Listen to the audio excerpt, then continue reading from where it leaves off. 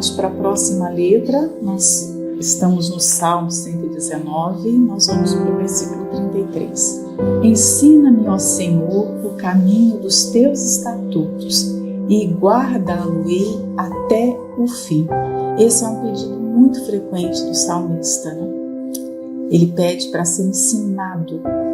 Então, por mais que ele fosse uma pessoa humanamente instruída, porque não é uma pessoa qualquer, alguém que escreve um texto desse tamanho, com uma riqueza de poesia que nós perdemos muito com a tradução, né? Não é uma pessoa que não tem instrução. É claramente vista que é alguém aqui, você percebe pela profundidade do texto, porque a Bíblia toda é inspiração de Deus, mas Deus respeita a forma como os escritores que Ele escolheu, os homens que Ele escolheu, Ele dá a liberdade deles escreverem dentro desse contexto de conhecimento que eles tinham. Por isso que você vai ver estilos diferentes de linguagem. Uns são mais diretos, uns vão mais ao ponto. Você pega nos evangelhos, são 4 evangelhos, 4 autores diferentes, mas dá para perceber a diferença da escrita, não dá? Você pega a narração de Mateus e compara com a de Marcos, nada a ver. Eles estão falando da mesma pessoa, são registros biográficos, mas Marcos parece que você entra no TGV, é um trem-bala, como ele vai, né? Você vê Mateus, né? É um estilo diferente. Você compara Lucas com João, também nada a ver. Eles estão falando da mesma pessoa, dos mesmos feitos, mas estilos diferentes. Assim você vai ver nos profetas. Nós temos lá os profetas maiores, os profetas menores. Você tem Amós e você tem o Isaías. Culturas diferentes, idades diferentes, a condição intelectual diferente, e Deus usa todos. Então, Deus dá liberdade, né? E aqui você percebe que é alguém muito instruído, mas ele se vê nessa condição de ignorante. Ele implora por entendimento, por ensino, por instrução, né? Você percebe, e nós vamos caminhar até o 176, e isso aqui vai ser frequente. Ele pedindo para Deus o ensinar. Aí eu fiquei pensando, né? Você vê aqui o pedido. A quem ele pede o ensino? A Deus. Ele está falando com Deus, é uma oração. Então ele pede para que Deus o ensine. Nós estamos num tempo, não dá para não comparar o tempo que eles viviam com o nosso tempo hoje. Para a gente entender as coisas e trazer isso para a nossa vida, nós precisamos ir lá e vir aqui e falar da nossa realidade e costurar isso, né? Então, eu coloquei aqui, a quem ele pede? Ele pede a Deus. A quem nós pedimos hoje, na maioria das vezes, um certo conhecimento que nós julgamos que precisamos? Fala a verdade. Nós recorremos mais a quem? A internet. O salmista não tinha nada para se instruir ali, né? Ou pouco, não vou falar que ele não tinha nada, ele tinha pouco para se instruir. Mas a prioridade dele não era instrução humana, não era recorrer a um livro, não era recorrer a uma pessoa, era recorrer a Deus. A facilidade que nós temos hoje para ter instrução nos coloca num caminho muito perigoso. Por quê? Qualquer fonte aqui é uma fonte humana, não é uma fonte divina. A verdadeira fonte é Deus. Só pode ser Ele, né? Então, muitas vezes é mais fácil para a gente saber de determinados assuntos indo ao Google, indo à internet.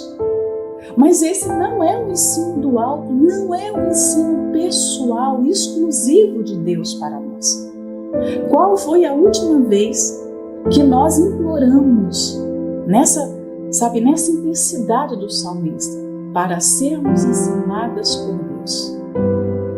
Porque esse é o verdadeiro ensino. E aí eu coloquei aqui, Qual ensino nos interessa? O teórico ou o prático? Porque o Google vai nos dar um ensino teórico. O livro, sabe? Tudo isso é teoria na nossa mente. O ensino de Deus é um ensino prático. Eu não sei se vocês se lembram da época da escola, quantas vezes nós queimamos os nossos neurônios, nós nos cansamos aprendendo coisas que nós não usamos. Não? Quantas coisas você aprendeu na escola que você nunca usou? Não é?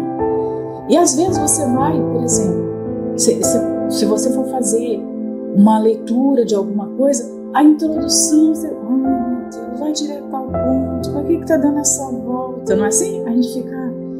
Se as coisas na vida tivessem aquela opção, pular a introdução, não é? Como existe, não existe no filme lá, na série? Pular abertura. Todo mundo pula, não pula? Então. Às vezes a gente quer esse recurso para a vida, não dá, né? Deus não é assim. Tudo que Ele ensina é útil, é prático. Você não precisa pular nada, não tem enrolação. Já pensou como é maravilhoso? E nós erramos quando pensamos assim.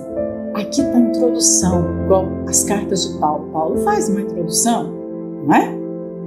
Todos os livros da Bíblia têm uma introduçãozinha. Mas não pense que isso aqui você pode pular a introdução, ou apertar o botão, não quero introdução, quero ir direto. Não. Até as primeiras palavrinhas das cartas, dos livros, tem muito a nos ensinar. Lembra quando nós estávamos meditando em Coríntios? Né? Lembra das introduções de Coríntios? Lembra da introdução de Atos? Introduções bíblicas. Por quê? Porque o ensino de Deus é assim, é prático. O mundo traz uma carga de teoria, joga em cima da gente. Nós ficamos pesadas com tantas teorias. Porque o ensino do mundo muitas vezes cansa. Mas e o ensino de Deus? Nunca cansa. É delicioso de receber. Você quer ficar ali o tempo todo. E o que Ele nos ensina exclusivamente é o que nós vamos precisar para a nossa caminhada. Porque cada uma aqui tem uma trajetória com Deus. Cada uma tem uma história com Deus. E eu preciso de um ensino que talvez você precise. Eu vivo uma realidade, uma dificuldade, uma dor, eu carrego uma situação que talvez você não carregue. A sua luta é diferente em alguma área. E você precisa de uma instrução específica para isso. Para a sua realidade. A forma como Deus escolheu te usar, Ele quer te instruir. Mas nós precisamos ter sede desse ensino. Ter sede, desejo. Nós precisamos aprender, como salmista, a implorar por isso. Não levantar de manhã e ir lá fazer as coisas achando que nós já sabemos fazer. Nós não sabemos, nós precisamos da instrução. A escola de Deus, quando nós entramos, nós somos matriculadas, mas não tem dia para terminar. Só, sabe, aqui nós vamos estar sempre nessa escola, aqui nós vamos para a escola todos os dias. Nós seremos diplomados o dia que a gente estiver na eternidade, quando nós ouvimos servo bom e fiel. Entra no gozo do teu Senhor. Esse é o diploma. Enquanto não ouvir isso, nós temos que implorar por esse ensino, né? Agora tem uma outra observação importante aqui nesse versículo. Somente o ensino de Deus que garante uma pessoa de permanecer até o fim. Não é a leitura dos livros, não é o ensino humano, não é o que nós aprendemos aqui no contexto terreno. O que nos garante ficar até o fim com Jesus é o quanto nós permitimos que Ele nos dirija, nos guie, nos ensine. Esse é acho que o ponto que, sabe, o ensino e ficar até o fim. Nós muitas vezes pedimos por perseverança, não quero, ou às vezes tem até esse desejo mesmo, fala, né? E, poxa, como eu quero permanecer até o fim. Mas a perseverança vai estar associada a essa harmonia do divino com o humano. nós não vamos conseguir permanecer pela nossa própria força. Muitos que nós vimos que ficaram pelo caminho, eles estavam com boa intenção no começo de ir até o fim, mas não conseguiram, porque em algum momento deixaram de se mover no espiritual, com o poder, a ação do Espírito Santo, e foram no humano. E no humano nós não aguentamos. Imagina, se no contexto terreno nós nos cansamos de fazer certas coisas que são simples, mas sim, às vezes você vai passar a camisa, você passa a camisa todo dia, você estou cansada hoje de passar a camisa, mas assim, não tem dia que a gente está cansada de fazer isso hoje. Por mais que você ama o marido, mas tem que a camisa cansa, não é? Ainda mais se ela for de algodão puro, você vai, cansa. Imagina, quando nós falamos do contexto espiritual, de nadar contra a correnteza até o fim, porque há um curso do mundo que está descendo, empurrando e levando as pessoas para o abismo. Nós estamos indo na contramão. Então, se não for por obra do Espírito Santo realmente em nós, se nós não implorarmos por essa ajuda, nós não vamos conseguir ficar. Não vamos. Mesmo que haja boa intenção, mesmo que haja vontade, não basta querer, eu quero permanecer. Senhor, eu preciso da tua força para permanecer. Me ensina os teus mandamentos, me ensina a tua vontade, me ajuda a fazer a tua vontade para que eu possa permanecer.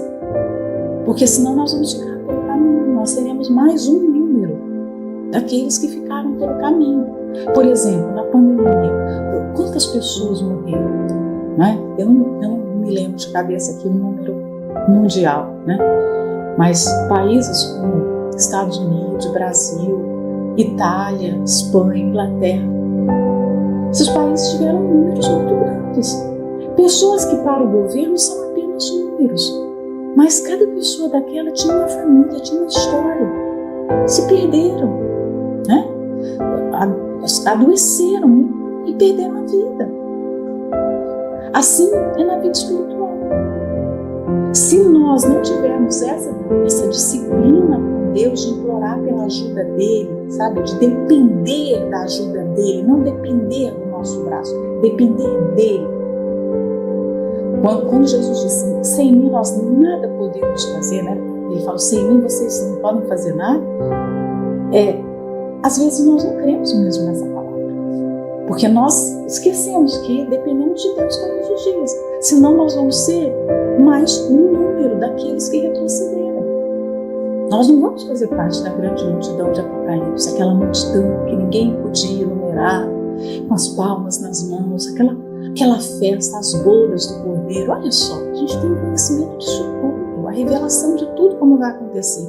Nós queremos estar nesse dia, mas como é que nós vamos estar? Se nós dependermos de Deus. Quando fala que tudo é dele, por ele, para ele, inclua a salvação nisso. Não inclua só um, inclua a salvação. É dele, por ele e para ele. Então não é pela minha força. Como eu disse, é uma cooperação entre esse desejo que eu tenho, essa sinceridade que eu tenho com a ação de Deus. Há uma união, há uma parceria, né? Eu coloquei aqui também uma observação, né? Nós precisamos, esse pedido urgente do salmista, eu quero ser ensinado, significa que nós precisamos da luz de Deus na nossa mente. Nós precisamos muito dessa iluminação de Deus todos os dias. Assim como o mundo precisa da luz do sol todos os dias, imagina, o planeta precisa da luz do sol. Tudo aqui depende dessa luz. A nossa mente também depende da luz de Deus. Todos os dias nós precisamos que essa luz entre na nossa mente, para que nós possamos ver o caminho, né? Ele fala aqui sobre caminho. É uma das palavras-chave do Salmo 119. Então nós precisamos de luz para ver o caminho, para entender o caminho. Não é assim? Nós precisamos. Por exemplo, se você está numa estrada e de repente você está dirigindo, e aí você se dá conta que tem nas laterais, esqueci o nome agora, aquele barulho que é o sinalizador, né? Aí você passa a roda naquele sinalizador, faz um barulho. Aí você, o que será isso no começo? O que será isso? Será que é o meu pneu? Será que é... Aí depois de novo você passa, aí você pega, tem aqui um sinalizador. Você entendeu a estrada. Não é assim? Vai ter o aviso lá de curva perigosa, fechada, né? Ou uma curva em cima da outra curva. Você teve a luz para perceber como é que você tem que dirigir. Está vindo uma curva ali. Assim somos nós nessa estrada. Nós precisamos entender o caminho que nós estamos caminhando. Luz para ver o caminho, ver a estrada, para entender a estrada, nós precisamos de força para andar nesse caminho. Não adianta só eu ver o caminho, entender o caminho se eu não tiver força para andar no caminho, né? É o carro que está na estrada, perdeu o combustível, e aí? Ele não vai andar na estrada. Eu preciso de força para andar no caminho e eu preciso de amor para amar esse caminho, para amar essa jornada. Eu preciso dessa dedicação ao caminho, porque senão eu não vou andar, vou ficar parada no caminho. Será que não tem muita gente aqui no nosso meio parada no caminho? Não tem nem força para andar, ela até viu, ela até entendeu, mas ela já não tem força para andar no caminho e ela não tem amor pelo caminho. Jesus é o caminho que vai me levar ao Pai. Eu tenho que andar por Ele, né? Mas sozinho eu não vou conseguir andar, eu vou precisar da ajuda. O 34 fala: dá-me entendimento e guardarei a tua lei e observá-la-ei de todo o meu coração. A insistência num assunto espiritual. Normalmente as pessoas insistem muito quando diz respeito a algo que ela precisa nessa vida.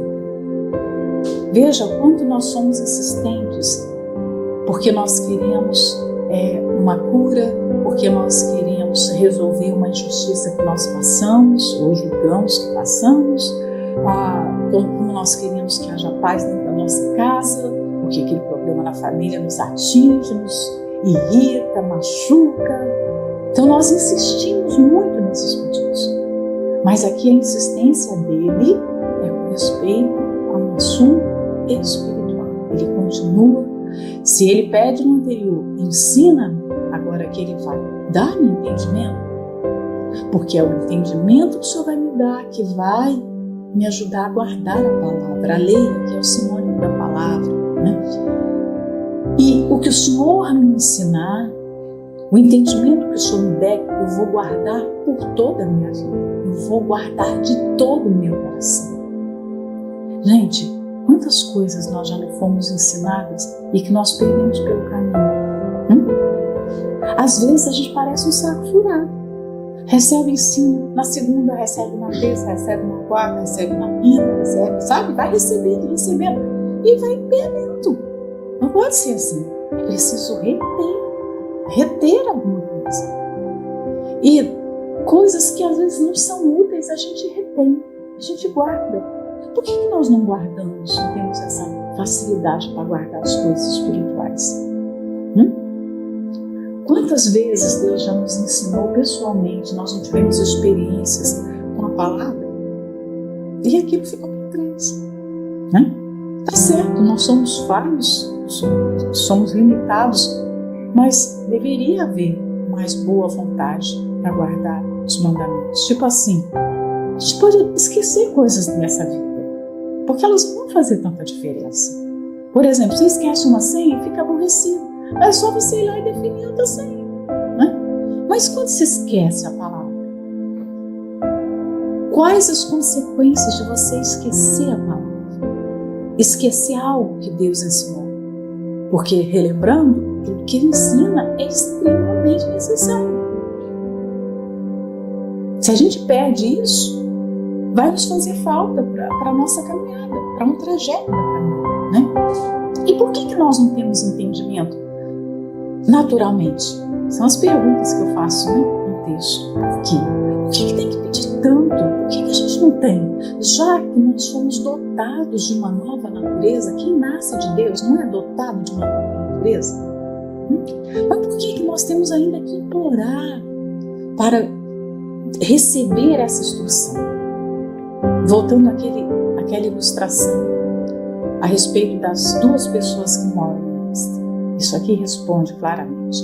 Nós temos uma natureza celestial que mora em nós. E essa natureza celestial, João chega a falar que o nascido de Deus não peca. Aí você fala, não, Senhor, como que não peca? Não é? Nascido de Deus não peca? Essa natureza divina que mora em nós, realmente não. Ela é divina. Mas a natureza humana peca e gosta do pecado. Imagina então, nós já estamos presenciando nos noticiários, lá no Oriente Médio, a guerra, porque dois povos completamente diferentes moram na mesma terra. Olha o que acontece. Nós temos uma natureza humana que ama o pecado. E essa natureza humana, quando Adão e Eva pecaram, houve como se, sabe, uma escuridão na nossa mente. Nós fomos cegados para as coisas espirituais. Quando nós pensamos que Jesus viveu nesse mundo de pecado, gente, o maior problema do mundo não é aquecimento global, não são as doenças, não é a corrupção dos governos, não é a briga pelo poder, não são as guerras. O problema é o pecado. O mundo está completamente dominado, contaminado pelo pecado. Imagina, o único pecado de Adão e Eva já fez com que a terra toda mudasse. De lá para cá, quantos pecados? Trilhões, trilhões e trilhões e trilhões e trilhões de pecados. Todos os dias, trilhões de pecados são cometidos aqui. Como está a vida aqui? Como está essa nossa natureza? 50 anos pecando. Então, é um milagre extraordinário o Senhor Jesus ter vindo como homem e não ter pecado. Porque Ele viveu como nós vivemos, natureza divina e natureza humana. Dois em um. Ele foi exatamente como nós somos hoje. E Ele não pecou. Em pensamento, em palavra, em ação, nunca houve um só pecado. Imagina. Então, nós nunca vamos ter entendimento natural. Por quê? Porque a nossa natureza humana está ali, está caída. Não é? Miserável o homem que sou, quando eu falei sobre Romanos 7, significa isso. Paulo reconhecendo que havia nele, ele tinha nascido de novo, ele tinha recebido de Deus um novo coração, mas ele não podia confiar nisso, porque junto a esse corpo tinha o quê? Um corpo do pecado amarrado a ele. Já pensou? Se nós pudéssemos ver aqui agora, se nós tivéssemos essa visão espiritual, o que nós veríamos? Junto com a morte tem ali alguém divino, mas também tem um cadáver agarrado a ela. Junto a Alane também tem um cadáver, junto a mim tem um cadáver. E essa natureza humana cheira mal, essa natureza humana é um desastre. Por isso que nós não podemos, de maneira nenhuma, nos esquecer disso. Há uma natureza humana em mim que deseja o pecado, que se inclina para o pecado e que me puxa para o pecado. E aí é essa guerra, né? Só o Espírito Santo pode nos ajudar a vencer essa guerra. Humanamente nós não vamos conseguir isso, né? E a natureza humana, ela não vai ver a beleza do caminho, a beleza da santidade, a beleza da palavra. Quando o salmista pede aqui para que Deus dê entendimento para ele, o salmista, em outras palavras, está dizendo: se o Senhor não me der entendimento, eu não vou conseguir enxergar o quanto é bom de servir, o quanto é bom caminhar contigo. Eu não vou ver a beleza de estar obedecendo a palavra. Eu não vou conseguir discernir essas coisas. Quando, você já deve ter experimentado isso também, quando eu estou totalmente inclinada para as coisas de Deus, quando eu não dou nada para minha carne, sabe? Quando eu estou sufocando realmente a minha carne, quando eu estou me movendo na santidade, eu consigo ver tanta beleza na palavra, tanto prazer na palavra, prazer na oração, prazer de estar com Jesus, prazer nas coisas de Deus. Mas quando eu dou alguma coisa para minha carne, parece que eu já não consigo ver a mesma beleza na palavra, eu já não tenho a mesma aptidão para a palavra, não é assim? É tão sutil, mas tão real ao mesmo tempo. Ao mesmo tempo que sabe, tá ali, tá meio na penumbra. É tão real essa guerra que a gente trava.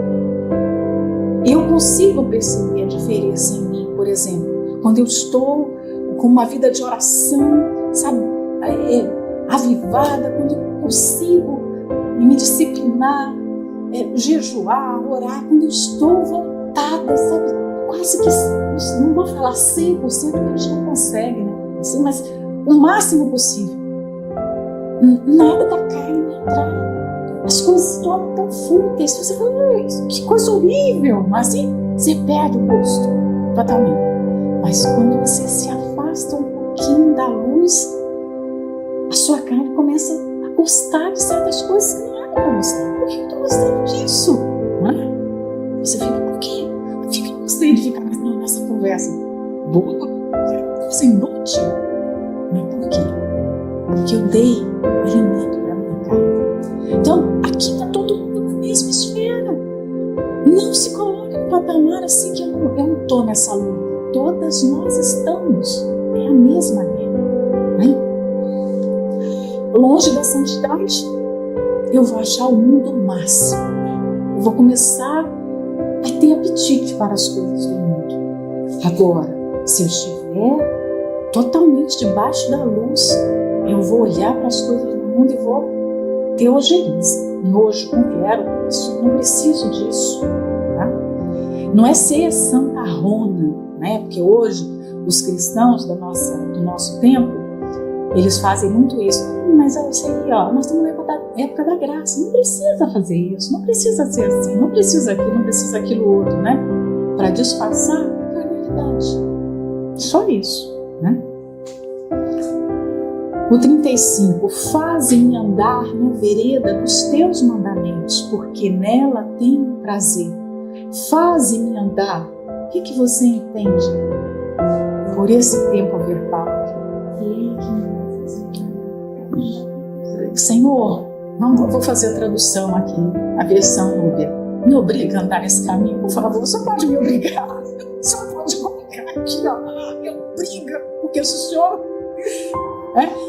Ele está aqui, de certa forma, desconfiando de si mesmo. Senhor, faz-me. Isso aqui né? Me obriga. Me faz. Se você chegasse do nível, me faz fazer isso. Né? Mas por que eu tenho que te obrigar? É porque, no fundo, você sabe que vai falhar, não é? Você vai falhar. Senhor, se depender de mim, eu já sei, eu vou fracassar, eu vou falhar. Então dá para o Senhor me obrigar? Pode me obrigar? Não me importo. Você pode colocar aqui assim a mão na minha cabeça e me obrigar, você vai fazer isso? Como é que a mãe, quando tem um filho pequeno, o filho não quer fazer alguma coisa, não quer escovar os dentes? Todas as mães aqui já passaram. Você vai escovar os dentes, você não vai para a escola com essa boca desse jeito, você vai tomar banho, né? Na hora do filho, mas depois ele percebe, graças a Deus minha mãe me obrigou a tomar banho, que a minha mãe me obrigou a estudar, que a minha mãe me obrigou a comer couve, né? Depois que cresce, obrigado, né? Muito obrigado, eu agradeço a senhora por ter feito isso. Então, em outras palavras, a gente também tem que falar isso para Deus: Senhor, dá para o Senhor me obrigar alguma coisa? Olha, me obriga. Claro que ele não vai colocar cabrito, mas ele vai fazer o quê? Ele vai colocar problemas. É a forma de Deus nos empurrar a fazer algo que nós precisamos, né? Naturalmente, nós não temos essa disciplina. Aqui, você percebe, que o salmista, ele declara que ele não tem uma inclinação natural para o que é espiritual. Eu não vou me inclinar naturalmente para as coisas espirituais, então eu preciso que o Senhor me ajude. Eu não vou me inclinar. Eu não tenho disciplina naturalmente. Disciplina, gente, é algo muito importante para a vida espiritual. Por quê? Porque eu sei que hoje a palavra disciplina tem mais um contexto ruim do que bom, né? Porque as pessoas, a disciplina é o pai que vai lá e bate no filho, que coloca de castigo. Disciplina as matérias, né? Eu não sei, aqui em Portugal chama disciplina também, disciplina, né? No Brasil chama disciplina. Então você fica na escola assim, tem tantas disciplinas para estudar, tem prova dessa disciplina agora. Então a gente acabou criando uma imagem negativa de disciplina, mas disciplina é uma coisa muito boa. Disciplina abençoa. Então o salmista sabe que ele não tem disciplina para as coisas espirituais. Então ele está pedindo a Deus, me disciplina, Senhor, eu preciso da tua disciplina, né? Por exemplo, se alguém falasse pra gente, olha, se você comer aqui, por exemplo, sabe, tem veneno nessa água, se você beber você vai morrer. Eu vou criar uma disciplina, eu não vou colocar essa água na boca, porque tem veneno na água. E eu acredito no que aquela pessoa falou, que tem veneno. Muitas vezes na vida espiritual, nós não levamos a sério as instruções que recebemos, os alertas. Por quê?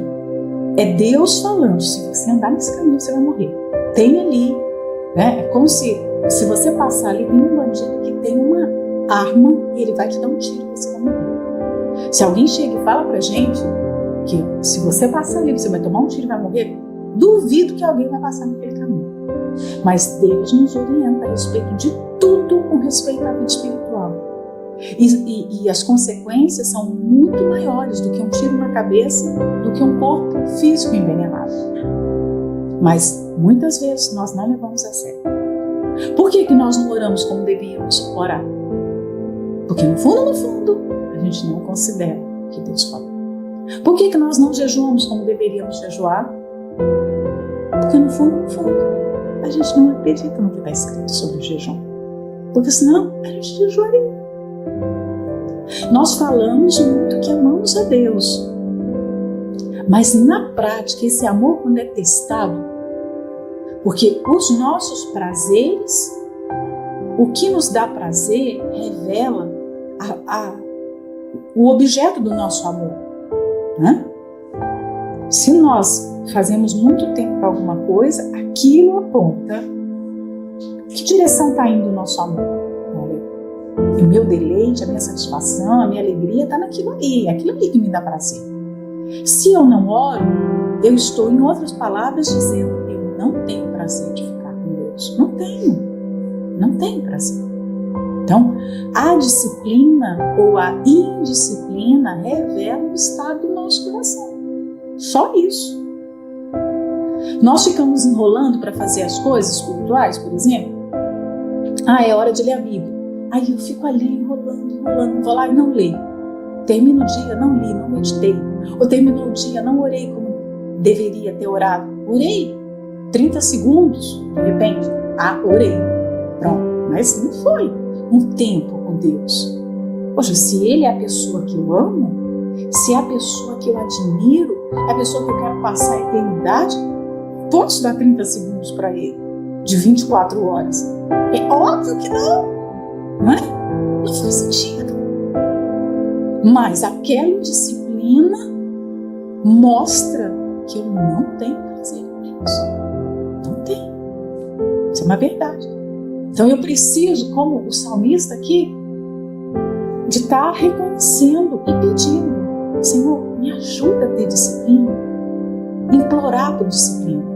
Aqui ele está implorando, me ajuda a ter entendimento, a compreender os teus mandamentos, a ler a tua palavra, a jejuar. Me ensina e me ajuda a passar tempo contigo. Quando a gente pede, Senhor, eu queria tanto orar mais, é claro que vai vir problemas, Porque só os problemas nos empurram para o secreto, naturalmente. Mas no fim da vida que as pessoas vão descobrindo e vivendo essa vida com Deus sem a interferência dos problemas. Porque o que realmente nos empurra mais para a oração são os problemas. Tira os problemas, o que vai sobrar da nossa vida de oração? Tira os pedidos, o que sobra? Tira os pedidos, o que sobra da nossa vida de oração? O 36 fala: inclina o meu coração aos teus testemunhos e não a cobiça. A cobiça é um problema tão sério na nossa vida, que foi a razão do primeiro pecado. A cobiça está lá nos 10 mandamentos: não cobiçarás. E o que está escrito lá? Êxodo 20, acho que é 17, não lembro agora o versículo. Não cobiça a casa do próximo, a mulher do próximo, o boi do próximo, olha só. Né? Poxa, por quê? Eva olhou para o fruto e ela cobiçou, ela desejou, ela tinha todos os demais frutos da terra. Imagina isso. Nós fazemos a feira na semana e compramos o quê? Banana, abacate, mamão, 3, 4 frutas às vezes, não é assim? Eva, a feira dela, gente, tinha todas as frutas. Todas. Já pensou? Quero comer isso, quero comer aquilo. E todas as árvores, imagina a inauguração do jardim, todas as árvores com os frutos lindos ali. Ela foi cobiçar uma única fruta. O que você acha que isso fala, gente? E olha que era perfeita, hein? Quando nasceu a cobiça, imagina, nasceu num coração perfeito. Eles não estavam contaminados pelo pecado como nós estamos. Já parou para analisar isso? Então, é muito típico da nossa natureza cobiçar. E sabe por que nós cobiçamos? Porque nós queremos o padrão do outro. Nós olhamos para o padrão do outro. É como se o outro hoje fosse a árvore daquele fruto. Cada pessoa, o estilo de vida das pessoas. E Deus sabe que nós somos assim, que nós olhamos para o cabelo da outra, para o que a outra sabe, para o que ela tem. Nós olhamos para o marido, nós olhamos para o filho, nós olhamos para a roupa, nós olhamos para tudo. A forma como aquela pessoa é tratada pela liderança da igreja, o que ela sabe fazer, nós olhamos para tudo. Né? E Deus, quando disse para o povo de Israel, não olhem para os cananeus, não imitem o estilo de vida dos cananeus, Deus já sabia que eles iriam olhar. Poxa, mas eram cananeus, eram povos idólatras. Mas Deus já sabia. Vocês vão olhar. Eu sei que vocês vão olhar. Então não vem com essa que você não cobiça. Mentira! Todas nós cobiçamos. A cobiça mora dentro da nossa carne, está debaixo da nossa pele. Está lá nos 10 mandamentos. Porque ela é a base para muitos outros pecados. Quando há cobiça, pode ter certeza que se der a luz, ela vai vir com muitas outras maldades. Porque um pecado puxa outro pecado. Né? Você vê que o estabelecimento da monarquia em Israel, Saul imitou os cananeus. Davi também imitou os cananeus. O que foi aquele negócio daqueles casamentos todos? Em Israel não existia aquilo. Ele cobiçou. É óbvio, ele quis ter a mesma vida. Salomão, então, o que a gente vai dizer de Salomão? Ele escancarou todas as portas, assim, ó. Eu quero isso, eu quero aquilo outro, né? Então, para matar a cobiça, eu creio que para matar A cura da cobiça, né, já que ela habita em nós, a cura para a cobiça é a satisfação em Deus. É você viver contente com o que Deus te dá. Contente com a forma que você é tratado. Contente com o que você tem. Contente com o seu corpo. Contente com o seu cabelo. Vai ter sempre alguém se você é magra, né? Não vou nem me incluir, mas se você é magra, vai aparecer alguém que tem a cintura mais fina que você. Seu cabelo é bonito, vai aparecer alguém que tem um cabelo mais bonito que o seu. E nessa hora, não olhe para a condição melhor do outro. Não olhe. Às vezes, gente, a cobiça vem de uma coisa tão boa, tão, sabe? O diabo trabalha, às vezes, e ele alcança vantagem, e é uma coisa tão insignificante, tão insignificante. Então nós precisamos estar com os olhos voltados para nós, para o nosso interior, para descobrir essas coisas feias de dentro de nós e tirar, sabe? Tirar, isso aqui é feio, isso aqui é um pecado. É um pecado, a gente dá um nome bonito, a gente disfarça, né? Porque soa mal, né? Você falar, eu tenho cobiça, soa mal. Mas tem, todos têm. E todos os dias a gente tem que fazer morrer a nossa natureza humana. A mortificação da carne. Todo dia você tem que fazer morrer a carne. Porque a cobiça pode vir de um arquinho na cabeça. A outra botou um arquinho na cabeça. Ah, que arquinho bonito. E você pensa logo, quero comprar um igual. O que é isso? Hã? Nunca aconteceu isso com você? Comigo já aconteceu. Hã? Na mesma hora vem, eu vou comprar. Onde você comprou? Tá amarrado isso, que coisa feia. Né? Mas é o pecado lá de Adão. O 37 fala, desvia os meus olhos de contemplarem a vaidade e vivifica-me no teu caminho. Aqui já vem outro pecado.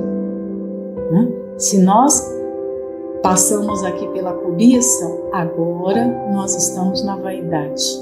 Né? O problema é que muitas pessoas pensam que vaidade é uma coisa assim. Ah, aquela pessoa é vaidosa porque ela cuida do cabelo, porque ela faz a unha. Gente, isso aí é um mínimo. Essa vaidade aí, não estou dizendo que não existe uma vaidade com respeito à aparência física, que não seja, toda vaidade é pecado, toda vaidade é ruim.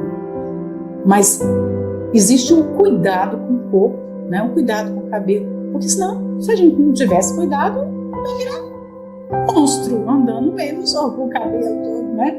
Então tem que ter um cuidado. Mas existe a vaidade. Só que a vaidade com a aparência é a vaidade mais fácil de ser vencida. Pelo menos é o que eu penso. Porque essa vaidade com a aparência, todo mundo vê quando a pessoa está passando dos limites. Assim, a vaidade física é fácil perceber. Mas e a vaidade que está lá dentro no coração? A vaidade espiritual, a vaidade do conhecimento, a vaidade do tempo de obra, a vaidade do fazer melhor. Tem outras vaidades que ficam escondidinhas ali, que ninguém vê. E aqui é interessante também, olha só. Desvia os meus olhos de contemplarem a vaidade. Significa que os meus olhos vão para a vaidade. Olha só. O natural dos meus olhos é o quê? É olhar a vaidade. Eu vou apontar a vaidade. Por quê? A minha natureza humana vai me puxar para isso. Mas, Senhor, tira os meus olhos de olhar. Eu não quero, Senhor, desvia. Aqui é de novo. Faz-me andar no caminho. Né? Aqui, desvia, só tem poder, pode desviar. Como é que Deus vai fazer? Hein? Como é que será esse processo de desviar os nossos olhos de ver a vaidade? Eu penso que vai ser sempre uma coisa difícil. Um problema que a gente passa, que nos humilha tanto, sabe? Que humilha, coloca você de cabeça baixa, com vergonha. Coloca você com vergonha. É Deus desviando os seus olhos das coisas fúteis. Vaidade é tudo que é fútil. A nossa natureza natureza humana é fútil e quer coisas fúteis. E aí a gente começa a andar pelo caminho da futilidade. Aí Deus vem, deixa eu tirar ela desse caminho, isso aqui tudo é fútil. Às vezes vem uma doença e você descobre, poxa, por que eu passo 3 horas cuidando do meu cabelo? Aí você descobre que o cabelo não é nada, né? Às vezes as pessoas falam assim, mas nós falamos de disciplina no versículo anterior, eu não consigo orar porque termina o dia, eu estou muito cansada, a minha vida está cheia de afazeres, eu tenho muita coisa para fazer.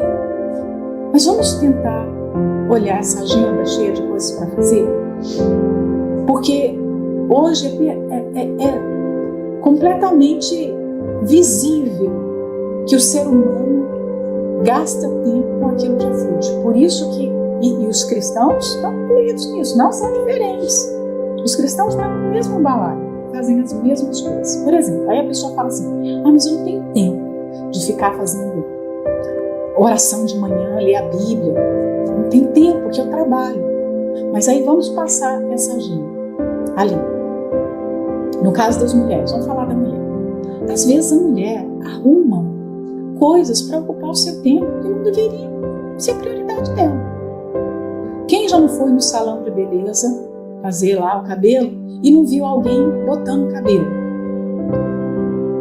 Você vê que eu quando vejo, a pessoa fica lá 6, 8 horas botando o cabelo. Meu Deus! Muitas vezes eu já falei para mim mesmo, eu não vou fazer mais mechas no cabelo. Madeixas, né? Chama tudo. Por quê? 2 horas. 2 horas. Nós arrumamos coisa para nossa cabeça, sabe? Nós arrumamos coisa para nossa vida que são fúteis e que roubam o tempo da gente. Aí vai vir no mesmo salão que você foi lá só de repente para fazer uma escova e a unha. Mas vai vir alguém e falar assim, você não quer colocar cílios postiços, né? Não quer colar? Porque você não vai... A promessa é o quê? Você não vai precisar passar rímel, vai facilitar a sua vida. Eu já desconfio, né? Eu já me dá, começa assim a dar umas pipoquinhas no corpo. Mesmo? Sim. Aí, a moça que estava fazendo a minha unha uma vez, né? Ela estava com esse cílios de Emília, né? Um negócio inclinado. É mesmo? Você não passa rímel? Não. E você está usando isso há quanto tempo? 5 anos, não consigo viver sem. Depois que a gente coloca, não consegue viver sem. Não sei. E cai assim os seus cílios? Cai. Ela vai falar, a pessoa que coloca vai falar que não cai, a profissional vai falar que não cai. Mas cai. E agora eu não consigo ficar sem. Deus me livre, me guarde, nunca eu quero colocar isso, senão... Não é? O médico vai falar assim, você precisa se exercitar. Aí a pessoa abraça aquela palavra. Eu vou me exercitar. E ela começa a gostar. E todo dia ela quer 1 hora, 2 horas, 3 horas. Antes era por saúde, mas agora é por vaidade. Porque ela quer ter uma barriga de um jeito, ela quer ter a perna de outro jeito. Já mudou o propósito. Então nós arrumamos coisas para a nossa vida, colocamos na nossa agenda, que são, no fundo, fruto de vaidade. E eu não quero alguma coisa que vai, primeiro, vai tomar meu tempo. O tempo não volta mais, eu vou prestar todo o meu tempo a Deus. Vai levar meu dinheiro.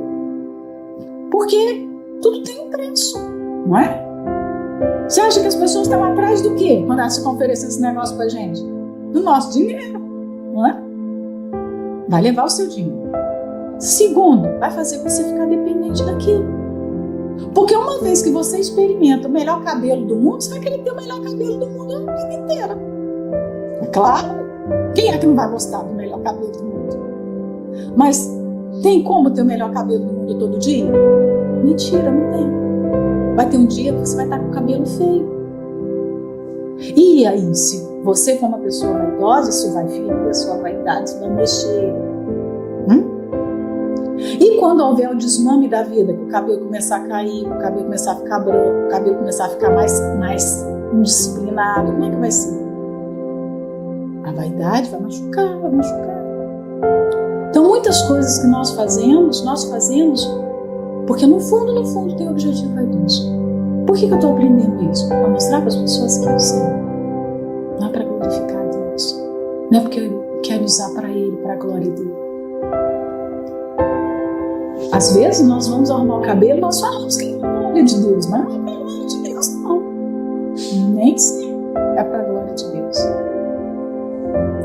Vou comprar essa roupa aqui porque tem que ficar bem apresentado.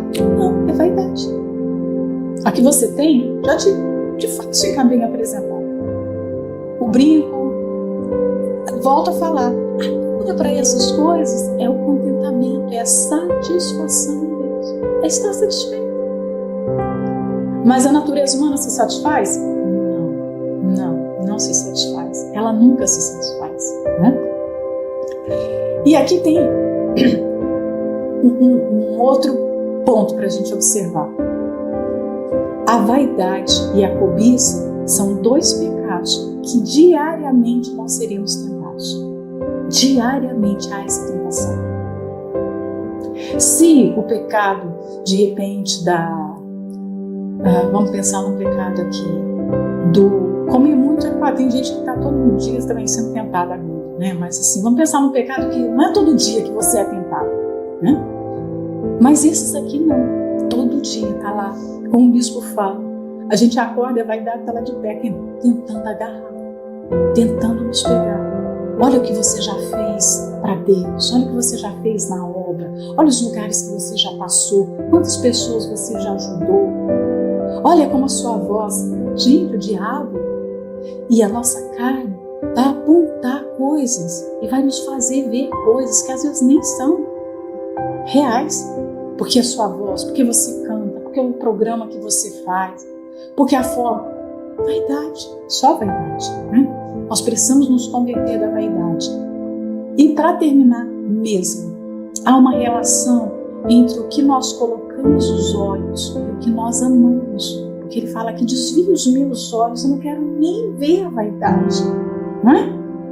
Quando você pensa, poxa, eu não quero nem dar, olha, eu quero olhar para cá, o negócio está aqui, eu não quero nem ver isso. Por quê? Porque se eu ver, eu vou ser tentada. É como a comida, mas assim, você fala, pois eu não vou comer glúten, olha, porque o glúten me faz mal, por exemplo. Para algumas pessoas, eu sei, talvez você tenha algum problema e você vai lá e fala, não vou comer açúcar, eu não vou comer a lactose, porque eu tenho alergia a lactose, e você está ali, está firme no seu propósito. Aí você está 1, 2, 3 dias firme, de repente aparece um negócio na sua frente assim, e você é o prato que você mais gosta, é o pão que você mais gosta. Todo mundo já passou por isso. E de repente você está naquela luta ali dentro, como, não vou. Pronto, você foi lá e comeu. Depois você se sente tão mal, puxa vida, eu tentava tão bem, eu sei que isso me faz mal, isso me dá dor, não é? Algumas pessoas vão sentir dor. Poxa, o meu corpo é para ser usado pelo Espírito Santo, é para a obra de Deus. Eu não posso fazer isso com o meu corpo. Eu estou roubando uma oferta do altar de Deus. Eu estou tornando essa oferta imperfeita quando eu faço isso. Mas você caiu naquilo. Por quê? Há uma relação quando nós colocamos os olhos. Se você quer fazer dieta, a compra no mercado tem que ser o quê? Para a dieta. Não é assim? Se você comprar coisas que não estão na dieta, você abre a porta do armário hoje e está lá. Vamos pensar aqui, como é que chama aquele negócio? A geleia. A geleia é gostosa. Você comprou a geleia. Hoje você abre, você resiste, você fecha. Amanhã, de novo. Vai chegar um momento que você fala assim, vou passar essa geleia na torrada só hoje. Não é assim? Então, nós precisamos ter essa visão radical. Eu sei que hoje o mundo não fala sobre radicalismo é uma coisa, né? Mas, com respeito às coisas de Deus, nós realmente não posso. O que você não pode? Cada uma aqui tem uma história. O que você não pode? Você sabe que aquilo te tenta, você sabe que aquilo te leva a pecar, a desagradar a Deus. O que você não pode? Não se coloque em risco de tentação. Tem gente que está o tempo todo se colocando em risco, se testando. Para quê? Desvia do caminho. Faz como a dieta. Eu não posso com açúcar, eu não vou comprar açúcar. E se eu comprar o açúcar para visita, eu vou comprar um pacotinho desse tamanho. Pronto, só para visita. Eu não vou comer aquilo. Porque é uma coisa que talvez não faz mal para o outro, mas para si faz mal. E se faz mal para você, não faz. Você sabe que é inclinada a gostar das redes sociais. Você tem que ter mecanismo para te fazer desviar disso. Tira lá o acesso no telemóvel. Não vou ter no telefone. Não vou ter, pronto. Porque, só um pouquinho. Você sabe que não vai ser um pouquinho. A série na televisão, você sabe que você gosta de ficar ali na frente da televisão. Então, tem que cortar, você não cortar. Que os homens veem a natureza humana assim. Ela viu, ela vai fazer. Os olhos estão relacionados com o que nós vamos fazer, o que nós vamos amar. Né? E se eu ponho, vamos pensar também o contrário, se eu ponho os meus olhos em Jesus, se eu desvio os meus olhos do pecado, ponho os meus olhos em Jesus, é Ele que eu vou amar, é Ele que eu vou seguir, é Ele que eu vou me dedicar. Pronto.